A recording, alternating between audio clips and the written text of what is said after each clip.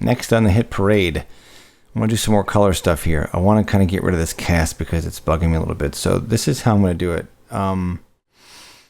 Normally you could try and do this with curves, but because it goes across the whole image and there's just this big area of emptiness over here with nothing in it, I'm going to use the hue saturation layer. So let's do this. Let's make another group. Go to overall curve and make a group and call this color, because we now have more than one color move. Here's our overall curve that we had, I showed you earlier.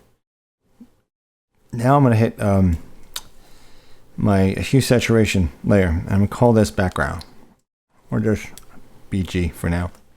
And it creates a new hue saturation layer. Now watch what I do. I'm going to put the white check curve on. Another great way for using white check.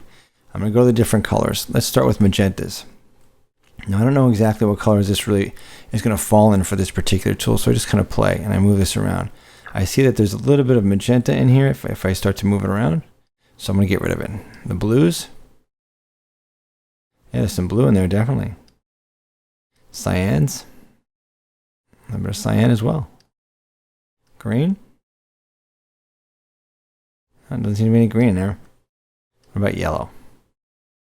Yeah, there's plenty of yellow because the skin's got plenty of yellow, but there's no yellow really in the background. Try reds. That's where the trouble is in the background, but we also have the trouble in the skin. Now here's the interesting little trick. I'm going to double click on the background because this area is really light compared to the depth of the skin in here, right? So without having to make a perfect mask, I'm going to work around that. Double click this and I get this layer styles. Blend if, the underlying layer. I only want this color move to go into this highlight area, because if I get rid of this again, this is all nice and highlight. These are midtones in here. I don't want to affect midtones. I just want to affect these highlight areas. So the genius behind using layer styles, or actually the blend if within the layer styles, is I go to the blend area here, the underlying layer. So here's the shadows. I don't want it in the shadows, so I start to pull it out. Look how it starts to change my image. It starts to bring back the yellows, right? Here's the best way to do it. Hit cancel, put your white check on, then double click. Now what I want to do is I want to start to bring back some of the yellow in here. By use the blend if. And as soon as it starts to affect the background, right about there, right through here. Now I hold down my option key and I separate these little triangles here. And I pull this out. So the area I'm only affecting with this particular move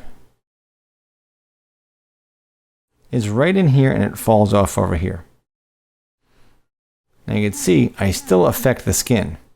So I'm going to fill this with black and hide everything. Use my lasso tool now.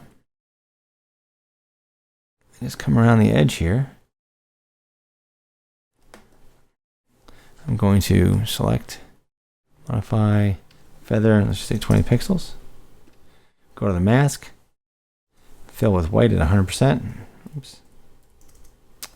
Come on. Play nice.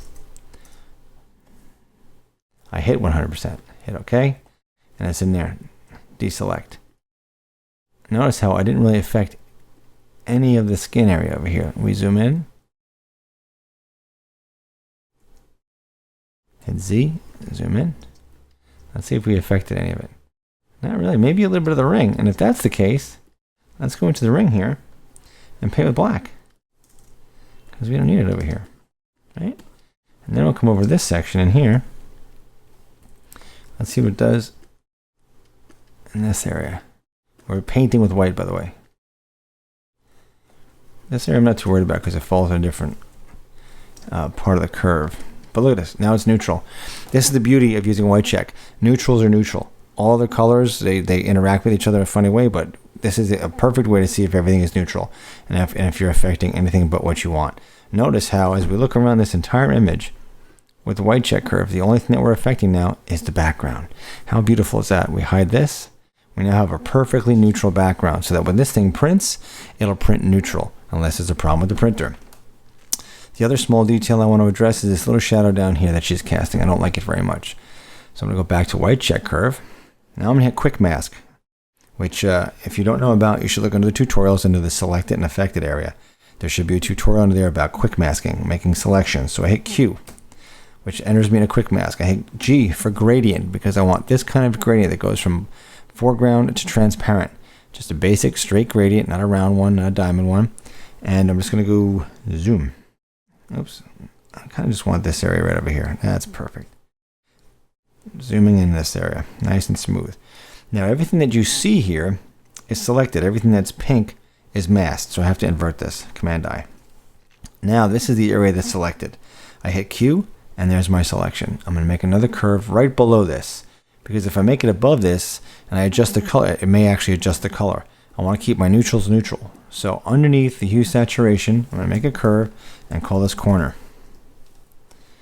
Go up to the highlights here and create just a linear curve just like this. Again, it doesn't have to be perfect. I just want this area to be closer to this, without going too far.